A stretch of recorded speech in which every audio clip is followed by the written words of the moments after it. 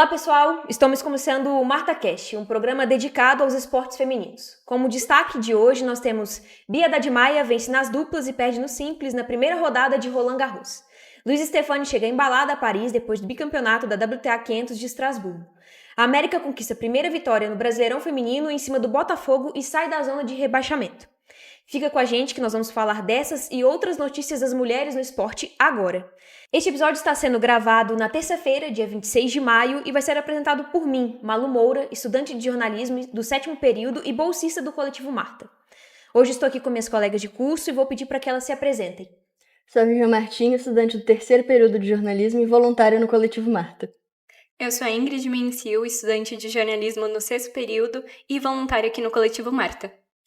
Bom, hoje nós vamos começar com uma notícia muito boa, que eu acho que talvez seja a vitória mais expressiva da Bia Dadmaia na temporada. Ela, ao lado da Samsonova, derrubaram a cabeça de chave 9 na estreia de Roland Garros, em um jogo que marcou a volta da Bia nas duplas, né, Ingrid? É isso mesmo, a Bia ela voltou a jogar duplas e garantiu a vitória mais importante dela na temporada, jogando pela primeira rodada de Roland Garros ao lado da russa Lyudmila Samsonova. Ela venceu a norte-americana Desiree Krausik e a ucraniana Lyudmila Kishenok, cabeça de chave número 9, por 2-1, com parciais de 7-5, 2-6 e 6-2. Na segunda rodada, a brasileira e a russa enfrentam as vencedoras do confronto entre Suchiad e Tien e Buskova e Sorribes-Turmo. Bom, esse jogo, inclusive, foi muito bom, né? Assim, foi bem jogado. Acho que a gente pode tirar coisas muito positivas dele. O primeiro set ele foi bem acirrado, né? Foi um bom jogo, assim. No segundo, a gente viu a Bia e a Samsonova caírem um pouco. Acho até que a Samsonova mais do que a Bia. E aí no terceiro, a gente viu elas se recuperarem. Mas acho que o segundo set foi um pouco parecido com o que a gente costuma ver da Bia, né? Que é a dificuldade, assim, de jogar com a liderança. Mas no terceiro foi diferente do que a gente está acostumado a ver, que foi a retomada da confiança e fechou, assim, muito bem. 6-2 no terceiro set. Sim. Foi, assim, fácil. Mas acho que de ponto positivo eu gostei muito da Bia na rede e no fundo de quadra. Vocês? Eu gostei muito da Bia não errar saque. Isso sem dúvida alguma, né? De fato, assim. Ainda mais comparado aos últimos jogos, né? Que ela tava errando muito saque. Sim. Assim, eu acho que realmente esse ponto positivo que a gente pode tirar de... Mesmo tendo caído no segundo set, as duas caíram, né? Não foi só culpa da Bia, elas conseguiram... A Bia, principalmente, conseguiu manter lá o jogo no terceiro set e correr atrás do resultado, que era algo que a gente via falhando um pouco, né? Tava faltando ali Tava dela, faltando. Né?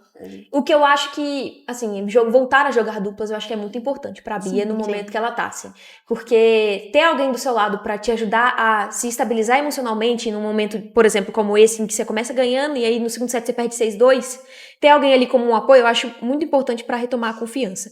Então eu acho que essa vitória nas duplas, voltar a jogar duplas contra uma dupla boa, inclusive, cabeça de chave 9, assim, são boas duplistas, então acho que foi um jogo muito importante, assim, pro cenário atual da Bia. Eu acho que a Bia caiu muito, ela já vinha num período difícil no simples, mas eu acho que depois que ela parou de jogar dupla, a coisa piorou. Ela sempre foi uma boa duplista, né? Eu acho que ela devia também ter... Entendo que o foco dela é o simples, mas eu acho que ela devia ter continuado, se dedicado um pouco a isso também, porque eu acho que ajuda muito. A gente já tinha comentado, né, nas outras semanas que talvez isso fosse realmente ser o que faltava ali pra Bia, pra ela conseguir voltar. Acho que realmente no segundo set deu uma caída, mas eu vi a Bia um pouco mais tranquila. Sim, ela não parecia se cobrar tanto também. Sim. Eu acho que tem muito, assim, dessa questão do apoio emocional também, sabe? Eu realmente acho que jogar duplas pode ser um ponto positivo pra ela. A Bia, como você falou, que é uma ótima duplista, e a Samsonova também, né? Assim, o primeiro jogo delas, como dupla, a Bia antes jogava com a Laura Sigmund e não jogava já há muito tempo, né? Sim, a Bia tem 8 meses que ela não joga duplas, desde a segunda rodada do US Open 2025. Ela parou justamente por causa desse decaimento, né, que ela teve. Tanto de desempenho quanto no ranking, né? Assim, ela caiu no simples, também um pouquinho nas duplas, e ela preferiu dar essa prioridade pro simples, parou com as duplas, agora ela resolveu voltar. Ela que já foi número 10 no ranking, a Samsonova também, muito boa, como a Malu falou, é a número 27 do mundo no simples e a 35 em duplas. A Bia já foi pra finals em duplas, né? Então, eu acho que realmente talvez não tenha sido uma escolha tão certa parar com as duplas no momento que ela tava. Talvez se ela continuasse, ela não teria afundado tanto assim. Mas o que importa é que voltou.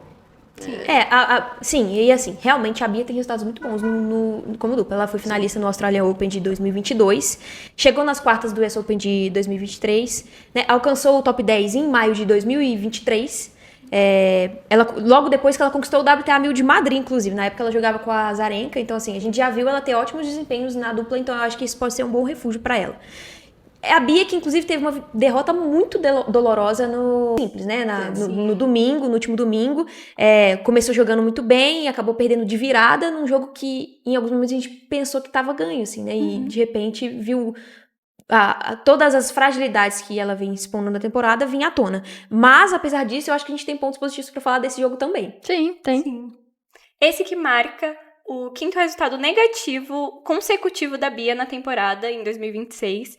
Ela perdeu de virada para a britânica Francesca Jones, número 102 do ranking mundial, por 2-1, com parciais de 1-6, 7-6 com 7-4 no tie-break e 6-2. Nessa que foi a estreia dela no Roland Garros, né?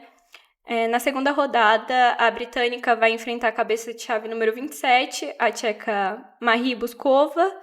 E o jogo da Bia, assim, ela começou ganhando, né? Ela veio bem. Sim, se a gente for analisar, ela quebrou o primeiro set dos 3 serviços, assim.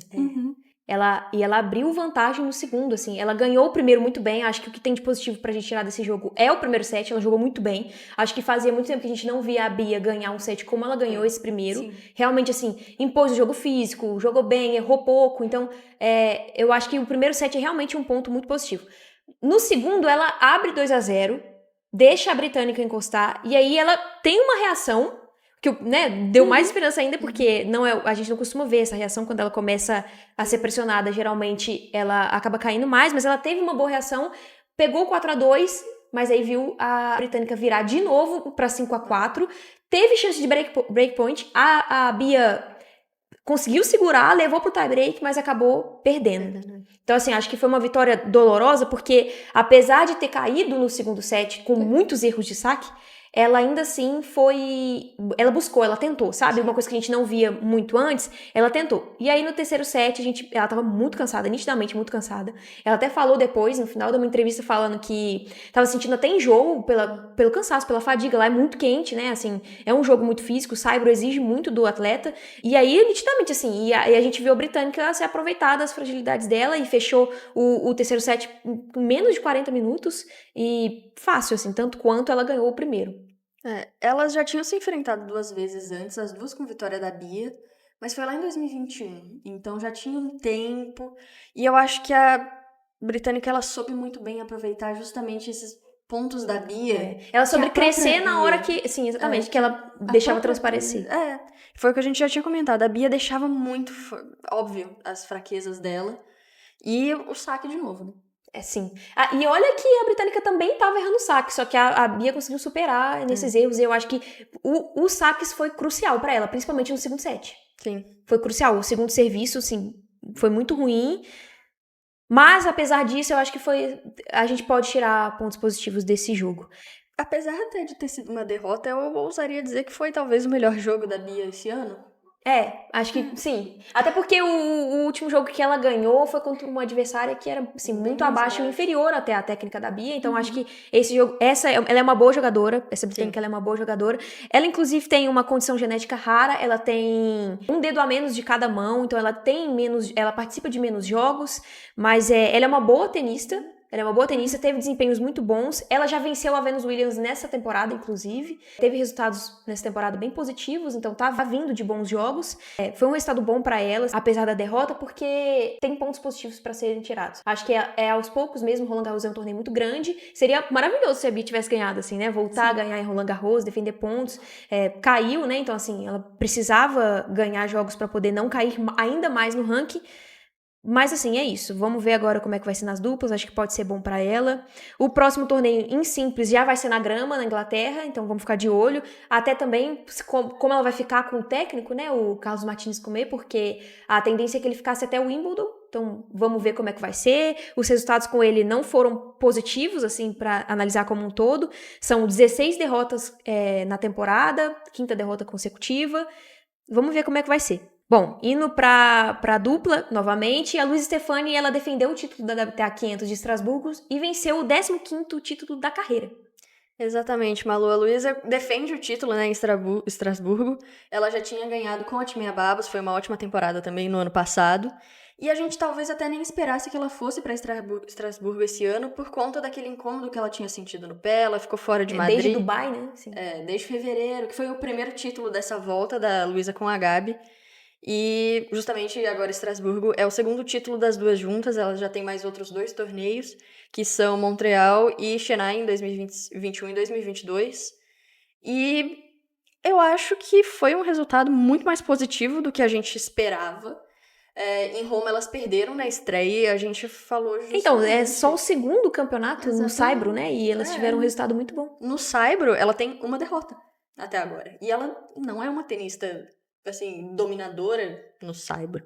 Ela não é o piso favorito dela, vamos dizer assim, E essa final, inclusive, foi bem interessante, né? Porque começaram atrás nos 2 primeiros sets. Os 2 sets ela começou atrás. No primeiro foi 2-0 para a dupla formada pela norueguesa e pela americana.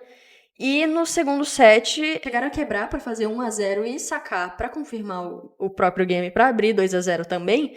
Mas perderam os 2 primeiros saques, tanto o da Gabi quanto o da Luísa. E daí as adversárias abriram 4-1 no segundo set.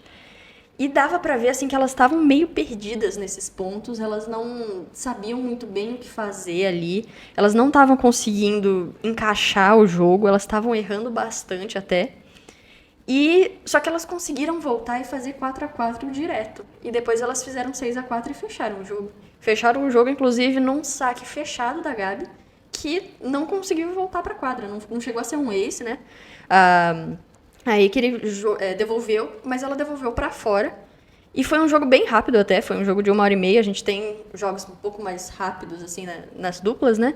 E com isso a Luísa segue no top 9, ela tava com risco de sair do top 9, dependendo, né, de defender ou não esses pontos, ela precisava só chegar à final.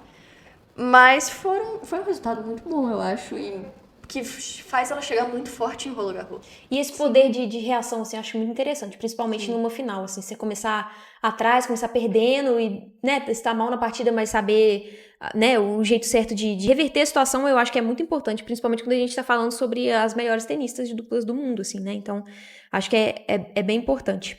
Bom, elas, inclusive, conheceram as adversárias na chave de Roland Garros, né? Exatamente, elas vão estrear na quarta-feira, dia 27, às 6 horas da manhã, do horário de Brasília, na quadra 3, contra a Isabelle Haverlag, dos Países Baixos, e a Maya Lundsen, do Reino Unido. Ela também vai para as duplas mistas, que é uma coisa que ela já fez no Australian Open e no Indian Wells. Ela vai voltar a jogar com o Marcelo Arévalo, que estrearam juntos nessa temporada, mas já vem fazendo um jogo muito bom. No primeiro torneio deles juntos, eles chegaram na semifinal do Australian Open, que a Luísa, inclusive, tem título, né? É o único Grand Slam que ela tem título, com o Rafa Matos, que é outro brasileiro.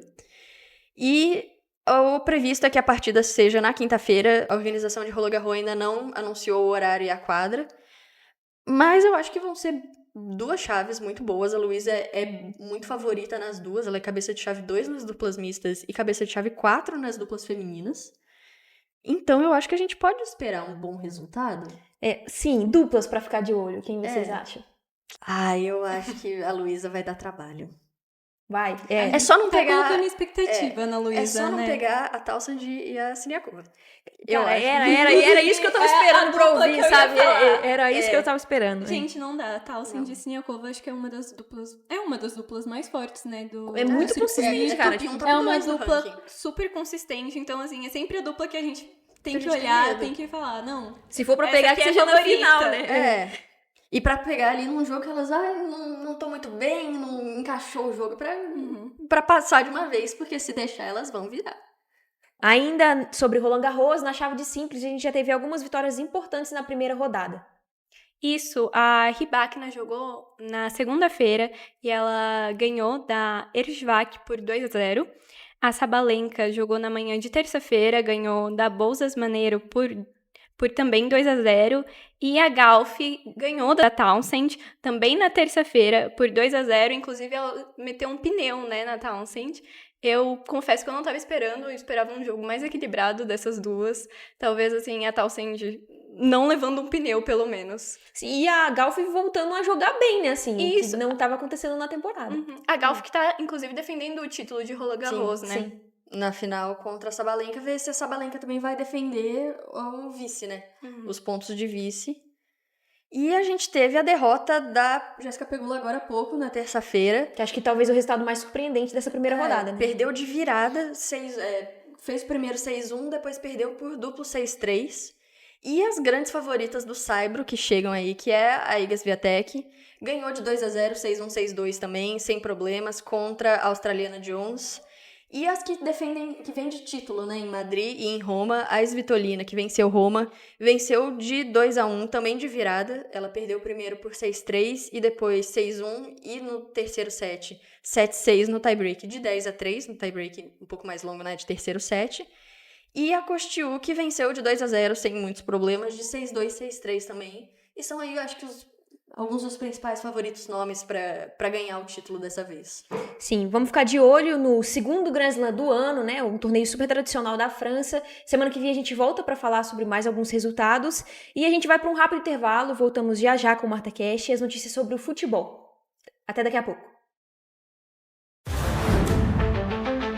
A gente está de volta com o segundo bloco do Marta Cash e agora nós vamos falar sobre futebol. Eu vou pedir para que meus colegas se apresentem. Eu sou o Cauê Sivek, estudante do terceiro período de jornalismo aqui da UFMG. E eu sou o Nicolas Arruda, estudante de jornalismo terceiro período da UFMG.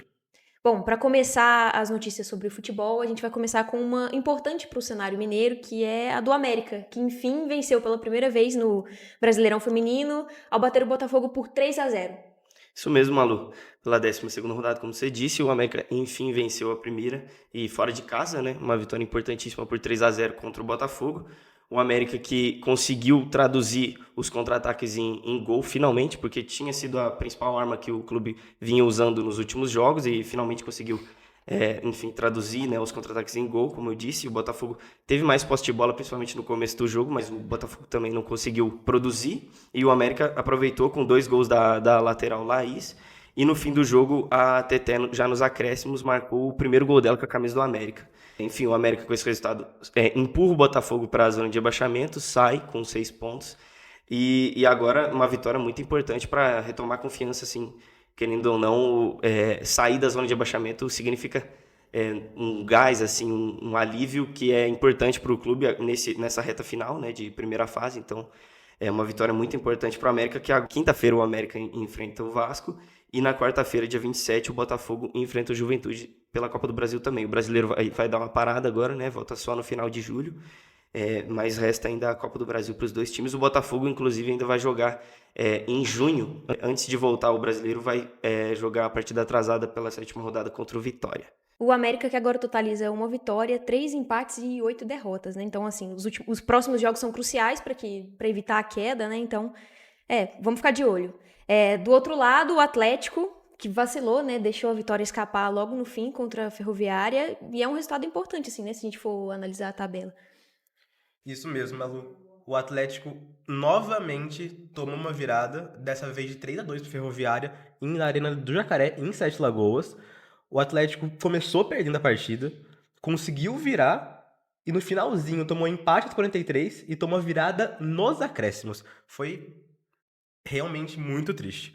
O primeiro gol da partida do Ferroviária veio aos 17 minutos, uma falha absurda da defesa do Galo. A defensora perdeu a bola muito fácil e deu a bola para Brenda. A Brenda só cruzou, a Taislane cabeceou e marcou, abriu o placar. Apesar disso, o Atlético não se ressentiu, o Atlético não se diminuiu, foi buscar e aos 36 de pênalti, a Pimenta, que é a artilheira do Galo na temporada, conseguiu empatar o placar.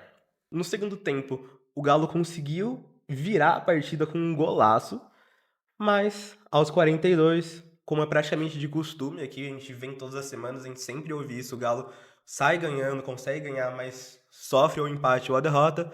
O Galo sofreu o empate e nos acréscimos, infelizmente, a derrota. Com isso, o Atlético termina a rodada na 13ª posição, com 12 pontos, e a Ferroviária assume a 4ª colocação com 22. É um ponto perdido muito... São 3 pontos, na verdade, né? Perdidos muito importantes para o Atlético, que podia estar numa briga para alcançar o G8, alcançar a classificação, e infelizmente fica para fora de novo, e do jeito que estão dando as coisas, dificilmente vai conseguir alcançar lá. Acho que essa derrota, assim, mostra mais um jogo, né, que mostra a falta de consistência do Atlético, porque acho que saber segurar um jogo também né, assim, mostra a capacidade de um time, ainda mais num campeonato tão acirrado quanto o Brasileirão. Agora o Atlético soma 3 vitórias, 3 empates e 6 derrotas, né, então assim, são jogos que acabam pesando no final. Mas acho que isso meio que tá mostrando também o cenário do Cruzeiro, né? Ele tropeçou mais uma vez, empatou com Vitória, e são empates que o Cruzeiro vem tendo que tem gosto de derrota, né? Assim, acho que depois do jogo contra o Corinthians a gente pensou que finalmente ia pra frente e acabou não indo, né? Apesar de ter perdido, permanece no G8, mas acho que é uma coisa pra gente ficar de olho, né? Com certeza, Cruzeiro e Vitória empataram por 2-2 no último domingo, e o Cruzeiro saiu na frente 2 vezes no placar com a Marília, logo no começo, aos 12 minutos, depois do cruzamento da Bianca Brasil, o Cruzeiro abriu o placar, mas o Vitória empatou ainda no primeiro tempo, e aos 40 minutos do primeiro tempo, a Vitória Calhau foi expulsa, um segundo amarelo por reclamação logo depois de ter feito a falta, então aí o Cruzeiro passou a jogar com 1 a menos, mas mesmo assim no começo do segundo tempo a Marília ainda fez o 2-1, só que o Cruzeiro tomou também o empate de novo. E assim, o Cruzeiro vinha de 2 vitórias, né, importantes. As rodadas atrás venceu o América por 4-0 no Clássico e depois tinha vencido o Corinthians por 3-2. Então, esse era um jogo que todo mundo esperava que o Cruzeiro fosse vencer, era franco favorito. Então, resultado que machuca, querendo ou não, a confiança do Cruzeiro, mas ainda permanece no G8, então está na zona de classificação, se eu não me engano está em 7º, né, com 21 pontos. E já o Vitória, querendo ou não, é um empate importante. Claro que estava jogando com 1 a mais, mas contra o Cruzeiro, acho que foi um bom resultado para o Vitória, que quando empatou, tinha deixado a lanterna, só que aí o América venceu. Então o Vitória voltou para a lanterna, mas como eu tinha dito, o Vitória ainda vai enfrentar o Botafogo antes de retornar ao campeonato. E se vencer e por um saldo bom, pode até deixar a zona de abaixamento. Então, para o Vitória foi importante. Mas antes disso, né, o Vitória ainda vai enfrentar o Atlético na Copa do Brasil, na quinta-feira, dia 28, e o Cruzeiro vai enfrentar o Doce Mel também na quinta-feira, na Arena do Jacaré, em 7 Lagoas. E, né, quando retornar o Brasileiro, no dia 24 de julho, as Cabulosas vão enfrentar o São Paulo na sexta-feira, e o Vitória, como eu disse, vai enfrentar o Botafogo no dia 17 de junho, o jogo atrasado, que pode até tirar o Vitória da zona de abaixamento. O Vitória que é lanterna, né? Então, assim, eu acho que esse empate pro Cruzeiro, mais do que qualquer um, teve definitivamente assim, um gosto de derrota. Porque, sei lá, estava todo mundo esperando que agora fosse de vez, né? Assim, acho que, comparado à temporada passada, vem fazendo um campeonato que deixa a desejar, com certeza, assim, apesar do jogaço contra o Corinthians, né? Então, assim, é ainda mais decepcionante, porque a gente vê a capacidade que o Cruzeiro tem, mas que não consegue aplicar em todos os jogos, né? E isso acaba pesando depois. O Cruzeiro tá bem mais instável do que o ano passado. Sim. Ganha jogos importantes, mas também vacila contra times, querendo ou não, piores, né? E aí vai custando. Exatamente. Pontos. E quando a gente olha pra tabela, né, lá Sim. em cima e vê a consistência dos times lá de cima, realmente, assim, gera uma insegurança. Bom, indo para o Brasileirão A2, o Itabirito venceu o Ação fora de casa e cravou vaga nas quartas do Brasileirão A2, né, Nicolas? Isso mesmo, Malu. Com 4 rodadas de antecedência, o Itabirito cravou a sua vaga nas quartas de final do Brasileirão A2 e agora fica a 5 jogos, só 5 jogos, de conseguir a sua sonhada vaga para A1. O Itabirito venceu o Ação do Mato Grosso por 1-0 no último domingo, dia 24, no estádio Dito de Souza, em Várzea Grande. E com a combinação de resultados, já está matematicamente classificado para a próxima fase, porque o Sport, que está na 9ª colocação, e o Atlético Rio Negro, que está na 10ª, eles matematicamente não podem mais alcançar o Itabirito nas 4 rodadas futuras, então a equipe mineira já está classificada para a próxima fase. É um feito histórico para o Itabirito e também para o futebol mineiro do interior. Todos os times que conseguiram chegar na 2 e se classificar de Minas são da capital, que é o América, o Cruzeiro e o Atlético. Os 3 já conseguiram classificação para A1 a partir da 2. Então o Itabirito, sendo um time do interior e sendo um time muito super novo, né? Uhum. é um time que tá comemorando 4 anos agora esses tempos. É realmente um fato muito importante. No jogo, o único gol da partida foi marcado pela Vânia, num cruzamento da Ariane no segundo tempo. O primeiro tempo foi bem equilibrado. O narrador Bação até, que foi quem transmitiu a partida, chegou até uma hora até confundir, achou que tinha saído um gol pro Itabirito, mas não saiu. O primeiro tempo terminou 0-0, no segundo tempo a Vânia conseguiu abrir o placar e fechar ele também, querendo ou não, garantindo essa classificação. Agora, o Itabirito pensa na Copa do Brasil, na quarta-feira, que vai disputar um jogo contra o Sport na Arena do Jacaré, lá em Sete Lagoas. É uma partida muito importante pro Itabirito. O Itabirito tá tentando levar o público de Itabirito pra Sete Lagoas com caravana, então a gente tá vendo o Itabirito querendo realmente a torcida lá, querendo apoiar, porque é um jogo muito importante. A gente sabe que a Copa do Brasil é a competição que dá mais dinheiro aqui no Brasil, em território nacional, e é importante para a equipe mineira conseguir aí classificar e fazer história novamente.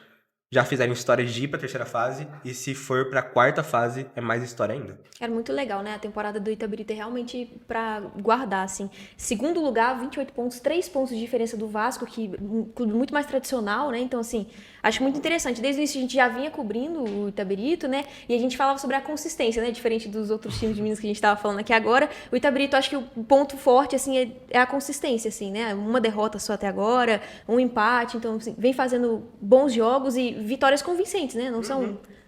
E a derrota também foi uma derrota pro Vasco, que até a última rodada... que é líder, não perdeu nenhuma. Então, só empatou uma na última rodada. O Sim. resto ganhou. Então, acho que a solidez do Itabirito é o que chama mais a atenção. Bom, agora, para fechar o bloco do futebol, nós vamos passar por um giro das outras notícias da modalidade que estão publicadas na revistamarta.com. O técnico Arthur Elias divulgou na quarta-feira 2 convocações para a seleção brasileira feminina. A primeira lista, com 26 jogadoras, é referente aos amistosos contra os Estados Unidos, que vão acontecer em junho. Já a segunda conta com 30 atletas, que vão realizar um treinamento durante a pausa para a Copa do Mundo, masculina também no próximo mês. A volta de Marta é um dos destaques da convocação para os amistosos. A atleta não era relacionada desde a Copa América há quase um ano. Já na convocação para o treinamento, a lista conta com 4 atletas do Cruzeiro. A goleira Camila, as zagueiras Paloma Maciel e Tainara, além da atacante Marília. A lateral Ravena também havia sido convocada, mas sofreu uma lesão e não poderá participar da preparação. A técnica Camila Orlando convocou a Seleção Brasileira Feminina Sub-20 nesta quarta-feira para os amistosos diante de Portugal, Finlândia e Coreia do Sul, que serão preparatórios para a Copa do Mundo na categoria, que vai ocorrer em setembro, na Polônia. A lista com as 24 atletas selecionadas foi anunciada durante o evento realizado na sede da Confederação Brasileira de Futebol, no Rio de Janeiro. A gente vai para um rápido intervalo e volta já já com o terceiro bloco do MartaCast, com o vôlei. Até já! A gente está de volta para o terceiro bloco do MartaCast e agora nós vamos falar sobre vôlei. Antes eu vou pedir para que minhas colegas se apresentem. Oi, gente, eu sou a Carol Freire, estudante do 5º período de jornalismo e voluntária no Coletivo Marta. Oi, gente, eu sou a Keila Guedes, estudante do 4º período de jornalismo e bolsista aqui no Coletivo Marta. Oi, gente, sou Franciele Messias, sou estudante do 6º período de jornalismo aqui na FMG e voluntária no Coletivo Marta.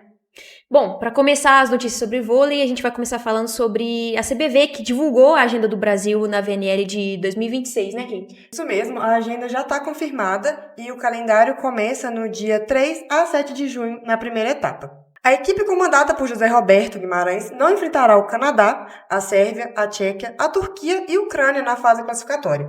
No total, o Brasil disputará 12 partidas na primeira fase da competição e os 7 melhores colocados na classificação geral, além da China, que é o país sede das finais, avançam ao mata-mata do torneio, que contará com quartas de final, semifinais e a grande decisão. Vale lembrar que os jogos serão transmitidos pelo canal do Sport TV, na TV fechada, da Globo, em jogos selecionados e pela VBTV, que é a plataforma de streaming da Federação Internacional de Voleibol, com horários no fuso de Brasília. E a primeira semana acontecerá em Brasília, no ginásio Nilson Nelson, e o Brasil enfrentará adversários tradicionais. A estreia será no dia 3 de junho, às 20 horas, contra os Países Baixos. No dia seguinte, também às 20 horas, o confronto é diante da República Dominicana. Depois disso, a seleção encara a Bulgária no dia 6, às 11 horas da manhã, e fecha a primeira etapa com um clássico pesado contra a Itália no dia 7, às 2h30. Então, assim, esse contra a Itália a gente já está preparada, porque sabe que vai vir pedrada aí. A segunda semana será em Ankara, na Turquia, nos dias 17 a 21 de junho. Já a terceira e última semana será em Kansai, no Japão, nos dias 8 a 12 de julho. E com isso, a seleção busca um título inédito da Liga das Nações após terminar entre as principais seleções nas últimas edições do torneio. E vale lembrar que ano passado também o Brasil bateu na trave, foi vice-campeão. Mais uma vez. Como sempre, infelizmente. Desde o começo do torneio, em 2018, o Brasil não foi campeão. E sempre chega ou no quarto ou na semi, mas não consegue o triunfo, que é o título inédito. E espero que dessa vez o Brasil consiga. E assim, toda vez muita expectativa, né? Porque sempre muita. muitos jogadores que se destacaram muito na temporada, né? Pelos seus clubes, então são jogos que a gente fica ansiosa pra ver, né? E é bom também já essa fase classificatória a gente não pegar a Turquia, né? Porque por mais que vai pegar a Itália, como a Keila falou, o Brasil costuma ficar entre as melhores seleções. E eu acredito que se a gente for pegar a temporada passada, acredito que o top 3 continue sendo Brasil, Turquia e Itália, são as seleções mais fortes. Então, não pegar a Turquia já pode dar uma vantagem de alguns pontos pra gente. Só de, assim, o jogo com a Itália vai ser puxado, como sempre. É o mais aguardado, né? Mas o Brasil tá sempre entre os favoritos. Sim. Então, assim, mesmo que tenham seleções que também sejam muito fortes, não é de chegar desanimado. Tem que chegar bem, porque tem chance. E assim, eu particularmente gosto de jogar contra os grandes, assim, pra ser bem sincera, assim, Sim. sabe? Já que tá entre os melhores, assim, vamos lá, vamos ver mesmo, assim, em qual nível a gente tá, sabe? Então, Um jogo que eu acho muito chato, mas é bom de ver contra os Estados Unidos. Também, Nossa, é verdade. Quando o Estados Brasil Unidos, ganha, aí sim que eu gosto ainda mais. Exatamente. Eu também gosto de assistir Brasil e Japão. São jogos muito bons. A VNL, ela vem pra é porque é jogo abalar. que rende, né? Assim, então, por isso que a gente gosta. Demais. Bom, agora indo pro mercado, né, a gente teve renovações e contratações importantes. Uma delas foi a renovação da Diana Duarte pelo SESI Bauru. A Diana que teve uma temporada muito boa, né, e apesar da queda nas quartas pro Praia. Fala um pouquinho pra gente, Fran. Isso mesmo, Manu. A Diana renovou, né, com o SESI Bauru. O Clube Paulista anunciou na manhã dessa terça-feira a renovação da atleta por mais de um ano, que foi destaque do time nessa temporada, né? A Diana foi a maior pontuadora do SESI na Superliga, né, com 266 pontos. Foi a maior sacadora do time, né, na competição, com 24 aces, além de 75 bloqueios. Ela é um dos principais destaques da seleção brasileira, né, após as Olimpíadas de Tóquio, né, ela está sempre presente nas convocações do Brasil desde 2022. Inclusive titular junto com a Júlia Kudes, né, que é outra sensação assim, da nova geração. Ali, Ela conquistou o bronze das Olimpíadas em 2024 e o bronze no Mundial em 2025, além da prata na Liga das Nações. E como a Keila falou, na Liga das Nações o Brasil estreia diante da Holanda, né, dia 3, semana que vem já, e a Diana é uma das esperanças do time, né, pra, enfim, conseguir esse tão sonhado título aí, porque... Sim, vai ser a segunda temporada dela pelo Bauru, né? Antes ela tava na Turquia, mas é muito engraçado ver a trajetória dela, né? Assim, é legal de ver, porque antes ela começou ali na seleção brasileira bem... era reserva, né? A gente quase não via ela entrar, quietinha no canto. E aí agora, sim, muita expectativa pra ela. Né? Eu sou suspeita pra falar, né? Mas a nossa seleção, ela vem ficando cada vez melhor. E é isso, as meninas que estavam mais tímidas, a gente vê elas pontuando cada vez mais. A Diana já chegou, se eu não me engano, na VNL passada, a ser a maior pontuadora em alguma das partidas. Então, é muito bacana ver que as meninas que estão chegando agora estão crescendo cada vez mais. E ela fez uma ótima temporada pelo Bauru, né? Também, uma temporada Foi a maior excelente. pontuadora do time, então, assim, é uma das esperanças, né, do time pra conseguir esse título que tá faltando aí. Não, vai dar certo. Vai dar certo, dessa vez vai. Sim, outra notícia importante do mercado é que depois de 3 anos no Brasil, a Diana Gray se despede do Osasco e vai jogar na Itália. Ela que atuou por 2 temporadas no Minas, uma pelo Osasco, e teve resultados expressivos aqui no Brasil, né? Sim, a Diana ela era bem queridinha, assim, pelos torcedores brasileiros. Ela fez uma atuação excelente, foi considerada a melhor levantadora agora na última temporada da Superliga. Então, ela fazia parte, né, da seleção da temporada. Então, ela teve um desempenho muito bom. E agora ela vai atuar no vôlei italiano, no Vôleifolia, né, a equipe do Vôleifolia. E ela falou que escolheu esse time por ser um time tradicional. E o vôlei italiano, né, ele é muito procurado pelas jogadoras. Como a gente estava comentando, é um dos melhores do mundo, tem uma tradição imensa. Então, é comum, né? A gente até comentou algumas semanas atrás da Júlia Kudes também, que vai pra lá. A gente tá sempre dando uma comentada na Gabi Guimarães, que também tá lá na Itália. Então, é um destino comum. E ela já chegou, antes de vir para o Brasil, a atuar na Europa, na Alemanha e na França. Então, vai ser a primeira vez dela na Itália, mas ela já atuou, já tem esse costume de não atuar nos Estados Unidos há muito tempo. Aqui no Brasil, né, pelo Osasco, ela conquistou a Copa do Brasil e a Supercopa. E pelo Minas, ela jogou nas 2 temporadas anteriores, né, a essa última. Ela se destacou com campeonatos mineiros, sul-americanos, Supercopa e Superliga. Então, realmente, ela era uma queridinha, ela é uma jogadora muito completa, muito boa. E, assim, vai fazer falta aqui no Brasil, mas a gente sabe que ela vai brilhar lá na Itália, que, como eu falei, é um trajeto comum, né, dos jogadores almejarem o vôlei italiano.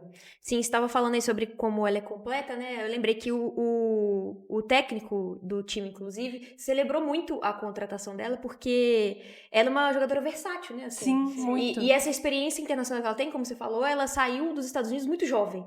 Aí ela foi pra Europa e depois veio pro Brasil. Então, assim, essa carreira internacional já pegou uma bagagem, né? Assim, jogar em diferentes ligas, querendo ou não, ajuda o jogador a se desenvolver, né? E o treinador falou bastante sobre isso, assim, sobre o quão importante é a aquisição dela e projetou, assim, coisas muito boas pra ela no futuro, porque ela é realmente uma jogadora que se destaca, né? Em todos os times por onde ela passa. Bom, outra despedida importante foi a Gleice Kelly, que saiu do Minas e foi anunciada pelo Osaka Marvelous. Conta um pouquinho pra gente, Carol. Pois é, essa temporada tá de muitas despedidas, né? Nos últimos episódios a gente tem falado de muitas atletas que ou estão mudando de clube ou se aventurando no vôlei internacional, e a Gleice é uma delas.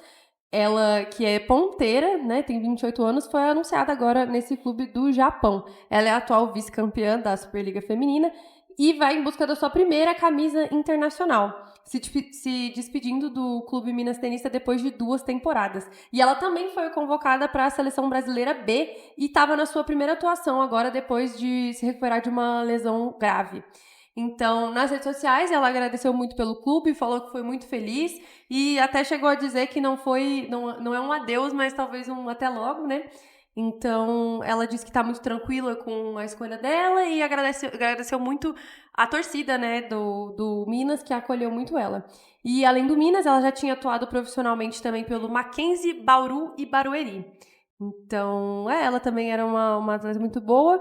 A gente não chegou a comentar tanto da Gleice por aqui, mas também, assim, das meninas estarem saindo do Brasil para alçarem voos mais altos, assim, é um ótimo sinal de que o nosso vôlei, a nossa base, ela é muito completa, ela é muito boa. E, com certeza, ela já tá na Superliga B, agora com essa experiência internacional, eu acho que ela vai ser uma atleta cada vez mais completa e, quem sabe, na próxima convocação da seleção, ela já não vem na seleção titular mesmo, e não na seleção B, né? Sim. E acho que jogar no Japão pode ser bom pra ela, né? Assim, a gente teve, é uma liga muito interessante, a gente já teve ótimas passagens de brasileiras por lá. A Rosa, isso que eu ia falar, exatamente. A Roberta, a levantadora também. Sim, então acho que, assim, são novos ares que trazem expectativas, assim, né? Para o desenvolvimento da Gleice. Bom, agora, para fechar o bloco, nós vamos passar por um giro das outras notícias do vôlei que estão publicadas na revistamarta.com. No último domingo, a seleção italiana mostrou toda a sua força vencendo o torneio preparatório da competição e chega com moral para a Liga das Nações. O jogo final foi disputado contra a Polônia e foi vencido por 3-2 pela Itália. As italianas já haviam vencido a Sérvia por 3-2 e a Turquia por 3-1. A Central Miami vai atuar pela primeira vez fora do Brasil na temporada 2026-27. Depois de 5 anos defendendo o SES Bauru, a jogadora de 29 anos foi anunciada pelo Kuzeyboru, equipe turca. A transferência encerra um dos ciclos mais consistentes recentes do clube paulista. Desde que chegou ao Bauru na temporada 2021-2022, Miami se consolidou como uma das principais centrais do voleibol brasileiro, especialmente pelo desempenho no bloqueio. Na última edição na Superliga Feminina, terminou entre as melhores atletas da competição no fundamento, com média superior a 1 bloqueio por set. A gente vai para um rápido intervalo e voltamos já com o MartaCast e com notícias sobre automobilismo, natação e tênis de mesa. Até mais! A gente está de volta para o 4º e último bloco e agora nós vamos falar sobre ginástica artística, natação e Fórmula 1 Academy. Vou pedir para que minhas colegas se apresentem. Oi, gente, eu sou a Soraya Carvalho, estudante do 5º período de jornalismo e bolsista do Coletivo Marta. Oi, gente, meu nome é Amanda Camargo, sou estudante do 5º período de jornalismo e sou voluntária aqui no Coletivo Marta.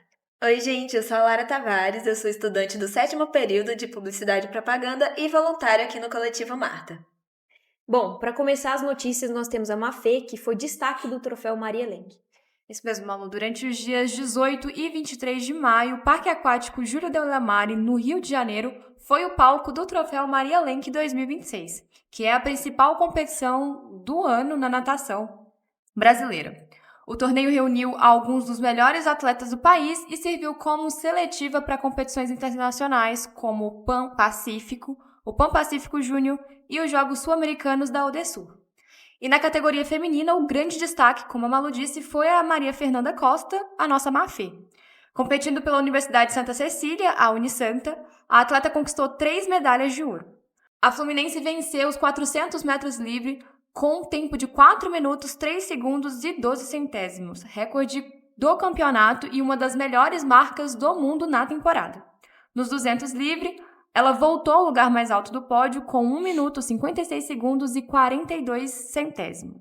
Resultado que também a colocou entre os melhores tempos internacionais do ano. Mafê ainda conquistou o ouro nos 800 livre, garantindo a sua terceira marca classificatória para o Pan Pacífico de 2026. Além de conquistar as medalhas, o desempenho da Maria Fernanda rendeu para ela os troféus de índice técnico e de atleta mais eficiente da competição feminina. Outro nome que também brilhou na competição foi o da fundista Beatriz Gisotti, também da Unisanta. A nadadora conquistou o ouro nos 1.500 livre com o recorde do campeonato, registrando 16 minutos, 4 segundos e 63 centésimos. Já na competição entre clubes, o Pinheiros terminou na liderança geral com 2.310 pontos, seguido de perto pelo Minas Tênis Clube, que somou 2.286. A Universidade de Santa Cecília completou o pódio com 1.403 pontos. Inclusive, após os resultados do Troféu Maria Lenk, a equipe feminina que representará o Brasil no Pan Pacífico 2026 foi definida. Maria Fernanda Costa, Beatriz Gisotti, Stephanie Balducini, Gabriele Roncato e Aline Rodrigues serão as atletas que defenderão nossa bandeira lá na Califórnia entre os dias 12 e 15 de agosto. Muito legal ver a Mafê se destacando, né? Ela que apareceu aí na última Olimpíada e deixou a gente com um gostinho de quero mais, né? Teve um bom desempenho, então vamos ficar de olho para os próximos campeonatos. Seguindo, a Rafaela Ferreira mostrou força em Montreal e entrou para a briga por destaque na Fórmula 1 Academy. Foi isso mesmo. A etapa do Canadá da F1 Academy foi marcada por fortes emoções, com a pista molhada e algumas mudanças importantes na briga pelo campeonato. No circuito, Gilles Villeneuve, a britânica Alicia Palmowski, ela se destacou ao vencer 2 das 3 corridas no final de semana e assumir a liderança da temporada com 78 pontos. Na corrida de abertura disputada sob a chuva intensa, a Palmowski largou na pole position e dominou a prova de ponta a ponta. Mesmo com a visibilidade prejudicada pelo spray de água, a largada aconteceu sem incidentes e a britânica administrou o ritmo para vencer com mais de 10 segundos de vantagem sobre a Megan Brooks. A austríaca Emma Felbermayr completou o pódio após uma bela ultrapassagem nas voltas finais. A brasileira Rafaela Ferreira teve uma atuação consistente na pista molhada. Após perder uma posição na largada, a Rafa protagonizou algumas boas disputas ao longo da corrida, incluindo um duelo roda a roda com a Ella Lloyd. No fim, ela terminou no top 10 e somou um ponto no campeonato. Já na corrida 2, disputada com o grid invertido, a alemã Matilda Petz conquistou a sua primeira vitória na categoria. A Rafaela Ferreira ela chegou a liderar toda a prova e cruzou a linha de chegada na frente, levantando a torcida brasileira no Canadá. No entanto, a pilota acabou punida após a corrida por respeitar o procedimento de largada, perdendo a vitória. Mesmo assim, a brasileira ela mostrou um ritmo bem consistente e forte durante toda a etapa e confirmou um dos melhores desempenhos na temporada. Já na corrida 3, a Palmowski ela voltou a mostrar uma superioridade e ganhou mais uma vitória no Canadá. A britânica ela administrou muito bem as condições de pista e ela ampliou a sua vantagem na liderança do campeonato. Enquanto isso, a Rafaela Ferreira novamente conseguiu se manter entre as principais disputas do grid, consolidando o final de semana positivo e de evolução na temporada de 2026 da categoria. Ao longo do final de semana, a Campus Racing teve um grande destaque, colocando seus carros constantemente entre os primeiros colocados. Com o resultado, em Montreal, a Palmowski ela assumiu a liderança do campeonato, abrindo 25 pontos de vantagem sobre a Felbermayr na classificação geral. Bom, bem legal. Seguindo para o tênis de mesa, a Karina Shirai ela se despede do Youth Contender de Pristina após derrota nas quartas de final. É isso mesmo. Nessa segunda, a Karina Shirai, ela foi eliminada nas quartas de final do WTT Youth Contender de Pristina, em Kosovo. Ela enfrentou a ucraniana Olha Ponko e a brasileira foi superada por 3-1. Ela vinha com 100% de rendimento na fase de grupos, ela teve uma estreia com muito destaque contra a Deakula, a atleta de Kosovo, que finalizou com 3-0 para a Karina. E os jogos seguintes foram contra as atletas eslovacas, a Bárbara Guazardo, que finalizou com 3-2 e foi a partida mais longa da etapa. E, por fim, contra a Nela Mrivikova, que também é da Eslováquia, que finalizou com 3-1. E depois de garantir essa liderança na fase de grupos, a Karina enfrentou a búlgara Anita Petkova nas oitavas de final, finalizando em 3-0. E assim ela garantiu espaço nas quartas de final, que infelizmente ela foi eliminada. E é muito bom ver a Karina nesses campeonatos, porque ela tá saindo da etapa juvenil agora. Ela tem 19 anos, né? Tem 19 anos, ela é muito nova, ela vem jogando desde muito criança, então assim, é muito bom ver todo esse destaque dela, ela é uma das promessas do tênis de mesa brasileiro. E assim, ela mesma disse que agora o objetivo dela é evoluir e dar o seu máximo. Então é muito bom ver todo esse crescimento dela e a gente espera para ver cada vez mais destaque dela. Bom, vamos acompanhar, ficar de olho, né? O tênis de mesa que vem evoluindo muito no Brasil, né? Sim. Principalmente depois dos bons resultados do Hugo e da Bruna nos últimos anos. Bom, é isso. Agora, para fechar o programa, vamos passar por um giro das outras notícias de diversas modalidades que estão publicadas no revistamarta.com. Sampaio perde a primeira partida pela Liga de Basquete Feminina depois de 14 vitórias seguidas. A equipe foi derrotada fora de casa pelo Unimed Campinas por 79-68 na quarta-feira, dia 20. A vitória das campinenses encerrou a invencibilidade do time maranhense, que estava a 6 triunfos de uma campanha perfeita. Apesar da primeira derrota na LBF, o Sampaio Basquete participou da Copa LBF, o torneio de meio de temporada, e conquistou o título de forma inédita. Em partida disputada na noite deste domingo, dia 23, a equipe maranhense ganhou a final contra o César Araraquara por 56-42. Após quase 2 anos, a torcida brasileira já tem data para reencontrar a maior atleta olímpica da história do país.